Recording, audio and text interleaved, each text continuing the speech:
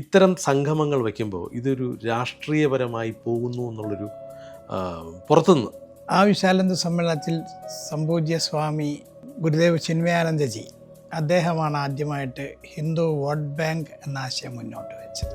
ആ വിരാട ഹിന്ദു സമ്മേളനത്തിന് നേതൃത്വം കൊടുത്തിരുന്നത് കാശ്മീർ മഹാരാജാവായിരുന്ന കോൺഗ്രസ് MP ആയിരുന്നു. അപ്പോൾ വേടനെ പോലുള്ളവർ തുറന്ന വേദികളിൽ നിന്നിട്ട് അന്ത്യജൻ അഗ്രജൻ ഇല്ലിവിടെ, വർണ്ണം വർഗം അരുതിവിടെ, സകലരും അമ്മയ്ക്കോമന മക്കൾ, ബന്ധുക്കൾ നാം ഒന്നാണ് എന്ന ഒരു ഹൃദയത്തിൽ ഏറ്റുവാങ്ങിക്കൊണ്ട് പടി നടന്ന ആൾക്കാർ, അങ്ങനത്തെ ഒരു സമൂഹം ഉയർന്നു വരുന്നതിന് എന്നും വിഷമത്തോടുകൂടി നോക്കുന്ന ഇടതുപക്ഷ വിഭാഗമുണ്ട് കേരളത്തിൽ. ഈ ബുദ്ധിജീവികളെ വിലക്കെടുക്കാൻ വളരെ പെട്ടെന്ന് സാധിക്കും. കാരണം ഹാഷ്മി പലതവണ പറയാറുണ്ട്, ഹിന്ദുവിന് വേണ്ടി സംസാരിച്ചാൽ നിങ്ങൾക്ക് അട്ടിപ്പേർ അവകാശം ആരാണ് തന്നതെന്നാണ് ചോദ്യം. മാധ്യമ അജണ്ടയാണല്ലോ. കാരണം ചിദാനന്ദപുരി സ്വാമി സത്യസന്ധമായുള്ള കാര്യം പറഞ്ഞു, അതിന് ദുർവ്യാഖ്യാനം ചെയ്തു എന്നുള്ളതല്ലേ മനസ്സിലാക്കേണ്ടത്. രാമായണം പാരായണ മാസം ആചരിക്കാനായി സംഘം തീരുമാനിക്കുന്നു. പരമേശ്വർജിയുള്ള സമയത്താണ്. അന്ന് ചെറിയ ചെറിയ ഭജന സംഘങ്ങളുണ്ട്.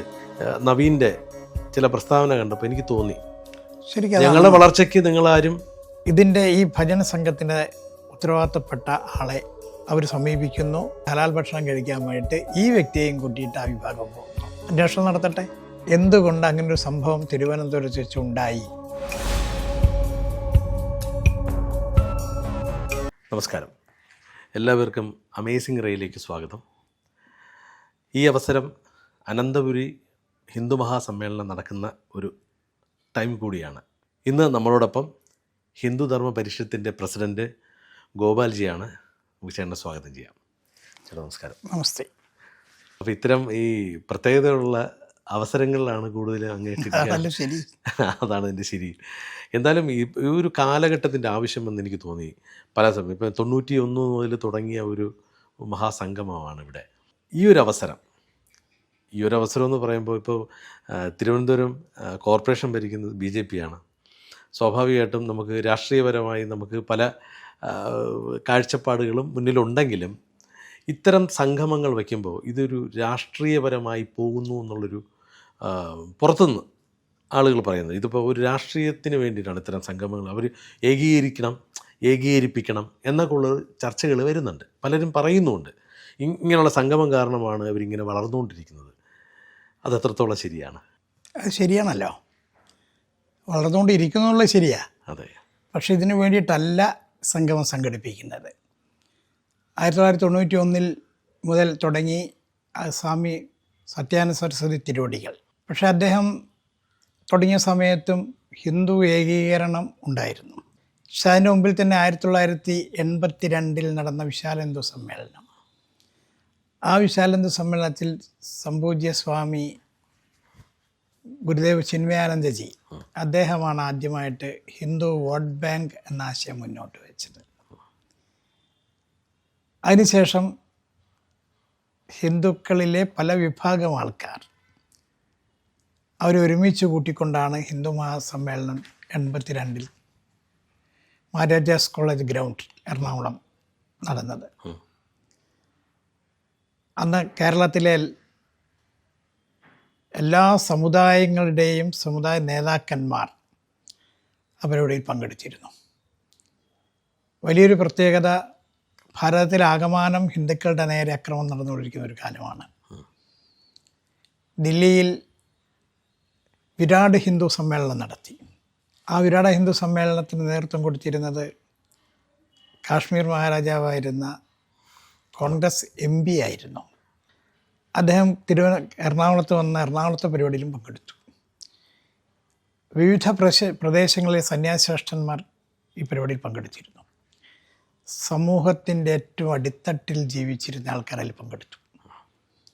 എല്ലാവരും മറന്നുപോയതും എല്ലാവരും ഹിന്ദുക്കളെ വെട്ടിലാക്കാൻ വേണ്ടിയും അതേപോലെ തന്നെ ശക്തിയായി തീർക്കാൻ വേണ്ടി ഉപയോഗിക്കുന്ന ചില പദങ്ങളുണ്ട്.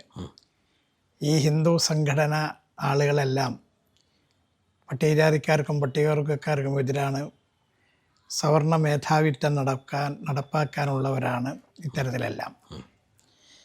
പക്ഷെ അന്ന് അവിടെ കണ്ട കാഴ്ച എന്തായിരുന്നു? അവിടെ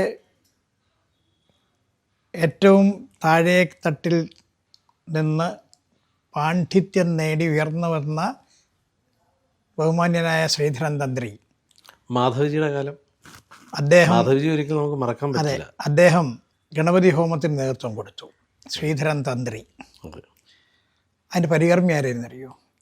ഏറ്റവും അറിയപ്പെടുന്ന ബ്രാഹ്മണ പണ്ഡിതനായുള്ള സൂര്യകാലടി തിരുമേനിയായിരുന്നു. അവർക്കൊരു വിഷമം തോന്നിയില്ല. അതെ. ഈ ആളുകളെ ഒരുമിച്ച് കൊണ്ടുവരാൻ രാഷ്ട്രീയ സ്വയംസേവക സംഘത്തിൻ്റെ മുതിർന്ന പ്രചാരകരായിരുന്ന മാധവജിയും അതെ. അതോടൊപ്പം പരമേശ്വർജിയും ഇങ്ങനത്തെ ആൾക്കാരെല്ലാം ഉണ്ടായി. അന്ന് സംഘത്തിൻ്റെ പ്രാന്ത പ്രചാരകരായിരുന്നത് മഹാരാഷ്ട്രക്ക് ജനിച്ച് വളർന്ന കേരളത്തിൽ പ്രവർത്തന നേതൃത്വം കൊടുത്ത സ്വർഗീയ ഭാസ്കർറാവുജിയായിരുന്നു. ആ വിശാല ഹിന്ദു സമ്മേളനത്തിൽ അന്ന് പതാക ഉയർത്തിയതും ഇതേപോലെ തന്നെ കുപ്പുസ്വാമി എന്നറിയപ്പെടുന്ന ഒരു പട്ടികജാതി വിഭാഗത്തിൽ പൂർവാശ്രമത്തിൽ ജനിച്ച ഒരു സന്യാസിശ്രേഷ്ഠനായിരുന്നു. കുഞ്ഞോലി സാറിനെ പോലത്തെ ആൾക്കാർ ആ സമയത്ത് വളരെ ഉഷാറായിട്ട് രംഗത്തേക്ക് വന്നു. എല്ലാം ഈ വിഭാഗത്തിൽ നിന്നാണ് നോക്കണം. ആ ചരിത്രങ്ങൾ യാഥാർത്ഥ്യമായി ഇപ്പോൾ ഇവിടെ നിൽക്കുന്നുണ്ട്, നമ്മളെ കണ്ണു മുന്നിലുണ്ടെങ്കിൽ പോലും ഈ മാധ്യമങ്ങളും അല്ലെങ്കിൽ ഈ ഇടതുപക്ഷ അല്ലെങ്കിൽ വലതുപക്ഷ ഈ രാഷ്ട്രീയക്കാർ, പാർട്ടിക്കാർ എന്ന് പറയാം, അവരെന്തുകൊണ്ടാണ് ഇത് കണ്ടില്ല എന്നും ഇങ്ങനൊരു സാധ്യതയില്ല എന്നും ഇപ്പോൾ വേടനെ പോലുള്ളവർ തുറന്ന വേദികളിൽ നിന്നിട്ട് ഞാൻ പറയുന്ന പോലെ പല സംഭവങ്ങളും കാണി ജാതിയുടെ വീണ്ടും ഈ ഇലക്ഷൻ അടുപ്പിക്കുന്ന സമയത്താണ് ഇതെല്ലാം വരുന്നത്. അപ്പോൾ ഇത് കണ്ടില്ല എന്ന് വയ്ക്കുന്നത് എന്തുകൊണ്ടാണ്? എല്ലാ കാലത്തും ഹിന്ദുക്കളെ ഒറ്റുകൊടുത്തത് ആരായിരുന്നു? ശക്തി ആർജിക്കുന്ന ഹിന്ദു സമൂഹം ഉയർന്നു വന്നപ്പോൾ, അങ്ങനത്തെ നേതൃത്വം ഉയർന്നു വന്നപ്പോൾ അത്തരം നേതൃത്വത്തെ ഒറ്റുകൊടുത്തത് ഹിന്ദുക്കളുടെ തന്നെയായിരുന്നു. വിലക്കെടുത്തതായിരുന്നില്ലേ? അപ്പോൾ ചിന്തിക്കേണ്ടത് എന്താ? നമ്മൾ ഈ സമ്മേളനങ്ങളിലെല്ലാം കൂടി അന്ത്യജൻ അഗ്രജൻ ഇല്ലിവിടെ, വർണ്ണം വർഗം അരുതിവിടെ, സകലരും അമ്മയ്ക്കോമന മക്കൾ, ബന്ധുക്കൾ നാം ഒന്നാണ് എന്ന ഒരു ഹൃദയത്തിൽ ഏറ്റുവാങ്ങിക്കൊണ്ട് പടി നടന്ന ആൾക്കാർ, അങ്ങനത്തെ ഒരു സമൂഹം ഉയർന്നു വരുന്നതിന് എന്നും വിഷമത്തോടുകൂടി നോക്കുന്ന ഇടതുപക്ഷ വിഭാഗമുണ്ട് കേരളത്തിൽ. കമ്മ്യൂണിസ്റ്റ് പാർട്ടി, ഞാൻ പാർട്ടിയുടെ പേര് പറയാം. അതേപോലെ തന്നെ മത തീവ്രവാദികളുണ്ട് ഇവിടെ. ഈ ആളുകൾക്കെല്ലാം വിലക്കെടുക്കാൻ പറ്റുന്ന സമൂഹങ്ങളുണ്ട്. അത് പ്രത്യേകിച്ച് ഹിന്ദു സമൂഹത്തിൽ നിന്നാണ് അവർ വിലക്കെടുക്കുന്നത്. അത് സാധാരണക്കാരുള്ള പട്ടികജാതിക്കാരുടെ നിന്ന് മാത്രമല്ല, ഉന്നത വിഭാഗങ്ങളിൽ നിന്നും. കാരണം ബുദ്ധി ഉണ്ട് എന്ന് നടിച്ച് നടക്കുന്ന ആൾക്കാരുടെ ബുദ്ധിജീവികൾ. ഈ ബുദ്ധിജീവികളെ വിലക്കെടുക്കാൻ വളരെ പെട്ടെന്ന് സാധിക്കും. കാരണം അവർ ഉയർന്നു വരണം സ്വയം ആഗ്രഹിക്കുന്നവരാണ്. PR വർക്ക് സ്വയം ആഗ്രഹിക്കുന്ന ആൾക്കാരാണ്. ആ ആൾക്കാരെ വിലക്കെടുക്കാൻ വളരെ എളുപ്പമാണ്. അടുത്ത കാലത്ത് നമ്മൾ അങ്ങനെ ചില സംഭവങ്ങൾ കണ്ടു കഴിഞ്ഞു. അത് വെറും വ്യക്തിയെ മാത്രമല്ല, ചില ഒന്നിച്ചു കൂടുന്ന വിഭാഗം, ആൾക്കാരെ ആകർഷിക്കാൻ പറ്റുന്ന വിഭാഗം, അവർ ഉയർന്നു വരാൻ ആഗ്രഹിക്കുന്നത് തന്നെ, എല്ലാവരും ഞാൻ പറയുന്നില്ല, മനസ്സിലായി, ആഗ്രഹിക്കുന്നത് തന്നെ അവർക്ക് പേരെടുക്കണം. അവർ പ്രതിനിധാനം ചെയ്യുന്ന ഓർഗനൈസേഷനോ അല്ലെങ്കിൽ എന്താണ് അവർ പ്രതിനിധാനം ചെയ്യുന്ന അതിനെയോ പേരെടുക്കാൻ വേണ്ടി അവരാദ്യം തന്നെ ഇതിൽ കിടക്കണമെന്ന് അവർക്കറിയാം. ചില രാഷ്ട്രീയക്കാർ നമ്മൾ കണ്ടിട്ടുണ്ടാവും. രാഷ്ട്രീയക്കാർ PR വർക്ക് കൂടിയിട്ട് സ്വയം അവർ ഉയർന്നു വരാൻ ആഗ്രഹിക്കുകയാണ്. അവരൊന്നും ആയിരിക്കില്ല, പക്ഷെ അവരത് ചെയ്തു, ഇത് ചെയ്തു, ഇങ്ങനെയെല്ലാം പറയും. അതേപോലെ തന്നെ ഇപ്പോൾ ഒരു നല്ല പാട്ടുകാരുടെ ഒരു ട്രൂപ്പ് ഉണ്ട് എന്ന് വിചാരിക്കും, സങ്കല്പമാണ്.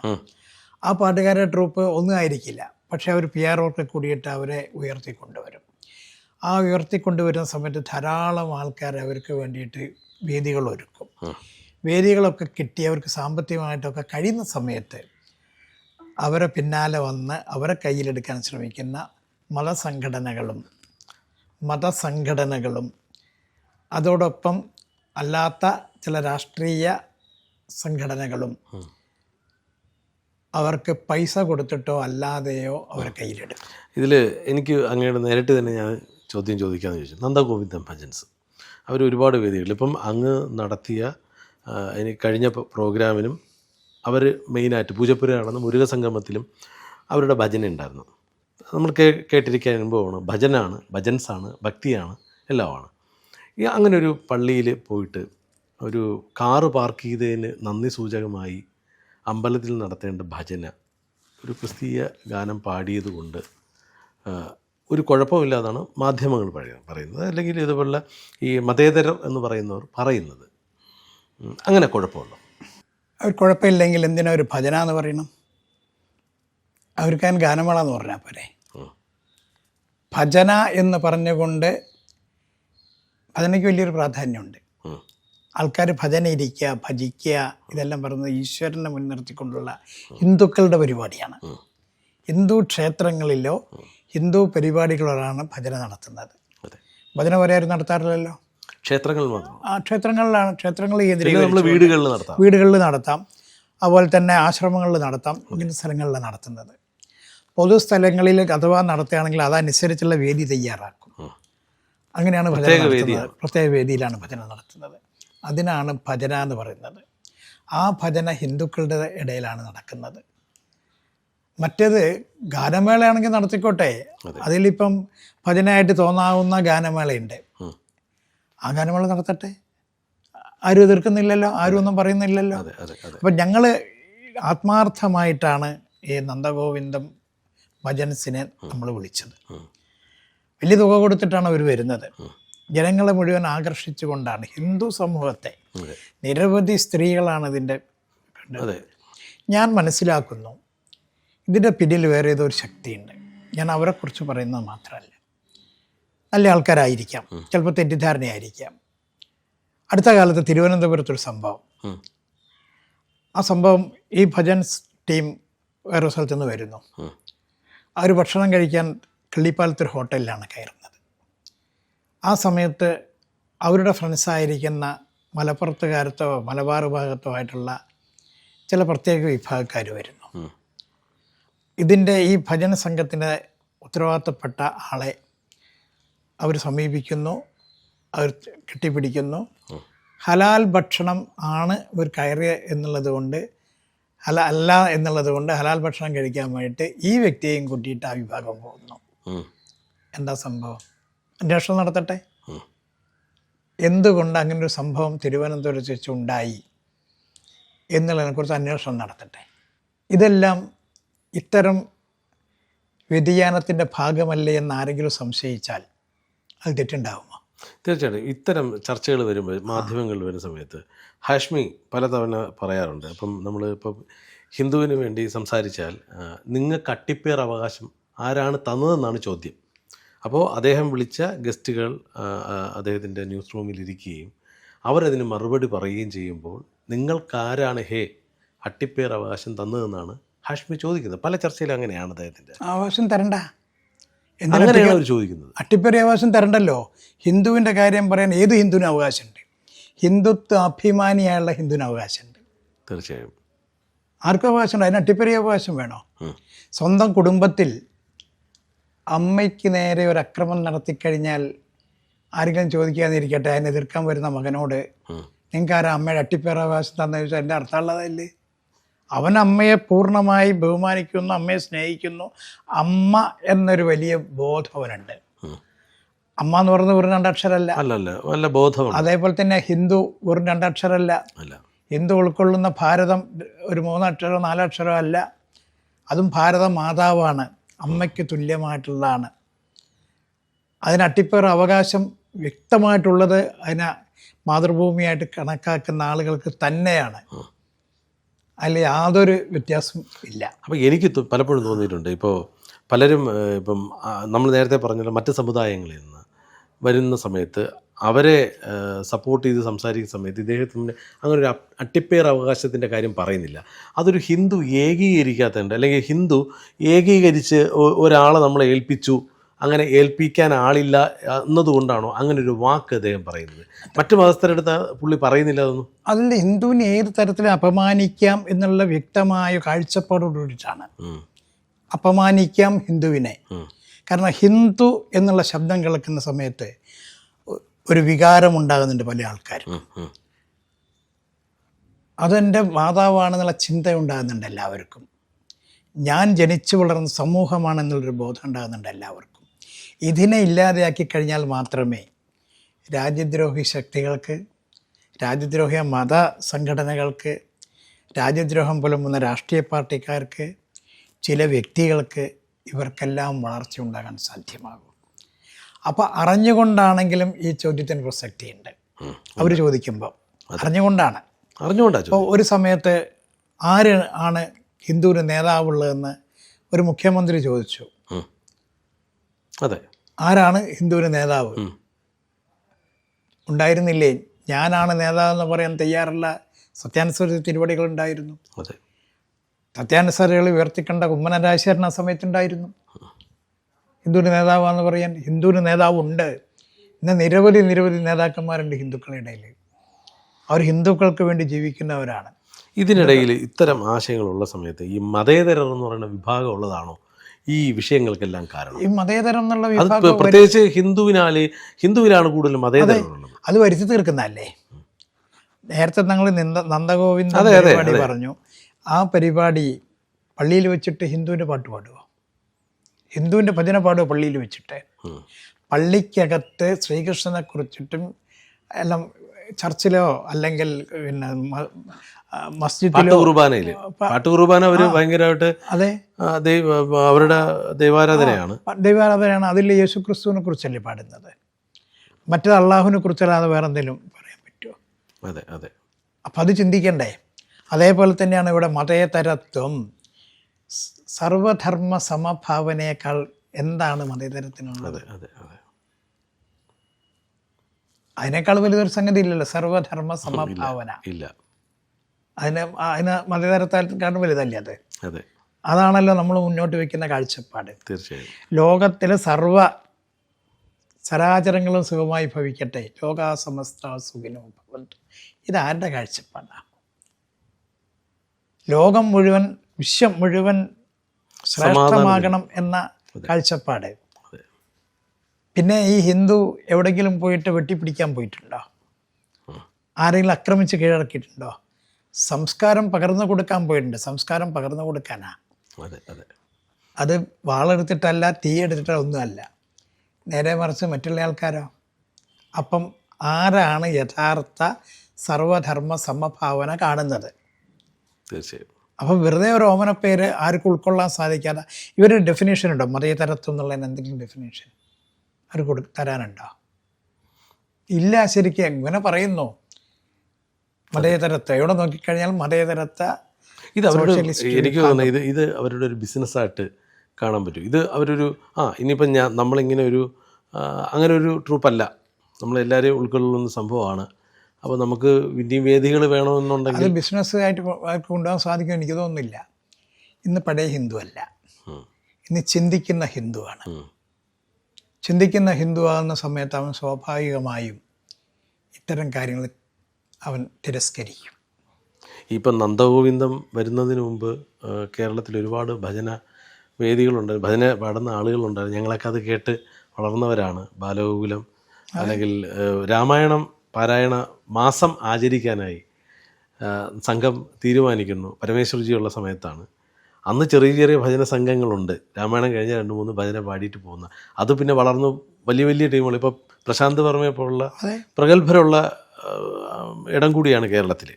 അപ്പോൾ ഇത്രയും ഭജന ഗ്രൂപ്പുകളുള്ളപ്പോൾ ഇവർക്ക് മാത്രം ചില പ്രത്യേകതകളും, ഇവരെ മാത്രം കൂടുതൽ വേദി കിട്ടുന്നു, ഇവർ മാത്രം ഒരുപാട് വരുന്നു. അപ്പം ഇവരുടേതായിട്ടുള്ളൊരു കഴിവ് കൊണ്ടാണ് വന്നു എന്നുള്ളൊരു ധാർഷ്ട്യമായിട്ട് എനിക്ക് അദ്ദേഹത്തിൻ്റെ നവീൻ്റെ ചില പ്രസ്താവന കണ്ടപ്പോൾ എനിക്ക് തോന്നി, ശരിക്കും ഞങ്ങളുടെ വളർച്ചയ്ക്ക് നിങ്ങളാരും അല്ല. ഞാൻ ചോദിക്കട്ടെ, സമൂഹം അവർക്ക് പ്രാധാന്യം കൊടുത്തില്ലെങ്കിൽ വളരാൻ സാധിക്കായിരുന്നോ? അദ്ദേഹം പറഞ്ഞത് അതാണ്. അതെ, സമൂഹമാണല്ലോ വളർത്തിയത് എങ്ങനെയാ? അവർ ഹിന്ദുവിൻ്റെതായിട്ടുള്ള ഉൾക്കൊള്ളാൻ സാധിക്കുന്ന ഭജനങ്ങൾ പാടിക്കൊണ്ടാണ്. ആ ഭജന പ്രത്യേക രീതിയിൽ നല്ല രീതിയിൽ പാടിയത് കൊണ്ട് അത് വിശ്വാസികളായുള്ള ഹിന്ദു സമൂഹം അംഗീകരിച്ചു, ഏറ്റുപാടുകയും ചെയ്തു. അതിനെല്ലാം ചൂഷണം ചെയ്യുകയാണ് ശരിക്കും ഇവർ ചെയ്തത്. അതല്ലേ സത്യം. പക്ഷേ ഇപ്പോൾ ആർക്കും ഒരു അവകാശവാദം വേണ്ട, നമ്മൾ എങ്ങനെയാണോ അങ്ങ് കേട്ട് കാണുന്നത്. അതിൻ്റെ പേര് വേറെ പലതുമാണ് അങ്ങനെ പറഞ്ഞു കഴിഞ്ഞാൽ. ഞാൻ അതിൽ കിടക്കുന്നില്ല. കാരണം മനുഷ്യൻ തിരുത്താൻ സാധിക്കും. തിരുത്തണം എന്നാണ് എൻ്റെ ആഗ്രഹം. നമ്മുടെ അഭിപ്രായം തിരുത്തണം എന്നാണ്. കാരണം ആരെയും കഴിവുള്ള ആൾക്കാരെ പിന്നെ പാടുന്നവരും എല്ലാവരും ഇയാളെ അഭിപ്രായക്കാരനായിരിക്കുമോ? ഇല്ല. അതും കൂടി നോക്കണം. ആ അഭിപ്രായക്കാരായിരിക്കില്ല. എല്ലാവരും അങ്ങനെയല്ല. അല്ല. അല്ല, അതുകൂടി ഒരുപാട് വ്യത്യസ്തമുള്ള നോക്കേണ്ടതല്ലേ? ആൾക്കാർ അതിനകത്തുണ്ട്. അതെ, വ്യത്യസ്തമായ വ്യത്യസ്തമായ അഭിപ്രായമുള്ളവരുണ്ട്. ഞാൻ അതിൽ എനിക്കറിയാം അത്. അതേ പറഞ്ഞത്. അത് മാത്രമല്ല, ഇനി പാടാൻ പോണ സമയത്ത് ആരൊക്കെയാണ് അതിൽ ഒഴിഞ്ഞു നിൽക്കുന്നതും കൂടി കാണാം. തീർച്ചയായും തീർച്ചയായും. പുതിയ ആൾക്കാർ വേറെ, ഈ ആശയക്കാർ ചിലപ്പോൾ വേറെ വരികയായിരിക്കും. പുതിയ ആൾക്കാർ വരുമായിരിക്കാം. പിന്നെ പ്രായത്തിൻ്റെയും ഈ പരിപാടികൾ ധാരാളം കിട്ടുന്നു എന്നുള്ള ധിക്കാരത്തോടു കൂടി ചില ആൾക്കാരെ ബോധ്യപ്പെടുത്താൻ വേണ്ടി ചില വാക്കുകൾ ഉപയോഗിക്കാം. അതെ അതെ അതെ, അതും ചെയ്യാൻ സാധിക്കുന്നതാണ്. അതെ അതെ അതെ, ഇങ്ങനെയൊക്കെ സംഭവിക്കും. ഈ കഴിഞ്ഞ ദിവസം ചിദാനന്ദപുരി സ്വാമിജിയുടെ ഒരു ഇൻ്റർവ്യൂ ന്യൂസ് 18 ചാനൽ വരുന്നു. അത് അവർ മൊത്തവും ഒന്ന് തല തിരിച്ചിട്ട് അടുത്ത ദിവസം ഒരു കാർഡ് ഇറക്കുന്നു, യേശുദാസ്. അപ്പോൾ ഇത് ഈ മതേതരം പറഞ്ഞുകൊണ്ടാണ് ഞാനത് ഇവിടെ യേശുദാസ് ഗുരുവായൂർ അമ്പലനടയിൽ പോയി എന്നൊക്കെ പറഞ്ഞിട്ട്. അപ്പം അത് അടുത്ത ദിവസം സ്വാമിജി തിരുത്തി, അങ്ങനെയല്ല, എൻ്റെ ഇൻ്റർവ്യൂ ചില ഭാഗങ്ങൾ മാത്രം അടർത്തിയെടുത്തിട്ട് ചെയ്തതാണെന്ന് പറഞ്ഞു. ഇതൊരു അജണ്ടയായിട്ട്, മാധ്യമ അജണ്ടകളായിട്ട് കണക്കാക്കാൻ പറ്റുന്നതാണോ? മാധ്യമ അജണ്ടയാണല്ലോ. കാരണം ചിദാനന്ദപുരി സ്വാമി സത്യസന്ധമായുള്ള കാര്യം പറഞ്ഞു, അതിന് ദുർവ്യാഖ്യാനം ചെയ്തു എന്നുള്ളതല്ലേ മനസ്സിലാക്കേണ്ടത്. അതെ, ഇത് ചിദാനന്ദപുരി സ്വാമിയുടെ കാര്യത്തിൽ മാത്രമല്ല, ആരെങ്കിലും എന്തെങ്കിലും നല്ല രീതിയിൽ പ്രസംഗിച്ചാൽ ഞാൻ പ്രസംഗത്തിന് ചില ഭാഗങ്ങൾ കട്ട് ചെയ്ത് ചില ഭാഗങ്ങൾ ചേർത്തുകൊണ്ട്, ഇതൊന്നും സാധിക്കുന്ന കാര്യമാണ്, നിങ്ങൾക്കും സാധിക്കും. അതെ അതെ അതെ, സാധിക്കുന്ന കാര്യമാണ്. അതെ, ഇതാണ് ഇതിൻ്റെ എല്ലാം ഇതില്ല. അപ്പം ഹിന്ദുക്കളുടെ ഇടയിൽ ഒരു വ്യത്യസ്തമായിട്ടുള്ള ചിന്ത നിഴലിക്കാൻ വേണ്ടിയിട്ട്, അതാണ് ഇതിൻ്റെയൊക്കെ പിന്നിലുള്ളത്. ഹിന്ദു സമൂഹത്തിന് തകർക്കുക, എല്ലാ ഉദ്ദേശമുള്ള കൺഫ്യൂഷൻ ഉണ്ടാക്കുക. കൺഫ്യൂഷൻ ഉണ്ടാക്കുക സ്വാഭാവികമായി. ഈ സ്വാമി എന്നാലും അങ്ങനെ പറഞ്ഞോ? സാധാരണക്കാരനാണല്ലോ ഹിന്ദു. അപ്പം അല്ലാത്തവരും ചിന്ത ഈ സ്വാമി അത് പറയില്ല, ഉറപ്പില്ല. ഹിന്ദുവിന് ഉറപ്പില്ല. പക്ഷെ സ്വാമി അങ്ങനെ പറയില്ല എന്നുള്ളത് നമുക്ക് വ്യക്തമായിട്ട് പറയാൻ സാധിക്കണം. അതെ, അവിടെയാണല്ലോ നമ്മൾ ചിന്തിക്കേണ്ടത്. അതെ, ഇവിടെയാണ് മറ്റുള്ള വ്യത്യസ്തരായിക്കൊണ്ട് ചില ആളുകൾ വളർന്നു വരണം, ചില സംഘടനകൾ വളരണം, ചില ആളുകൾ ആ നിലയ്ക്ക് ഉയർത്തിക്കൊണ്ട് വരണം എന്നെല്ലാം പറയാൻ കാരണം അതാണ്.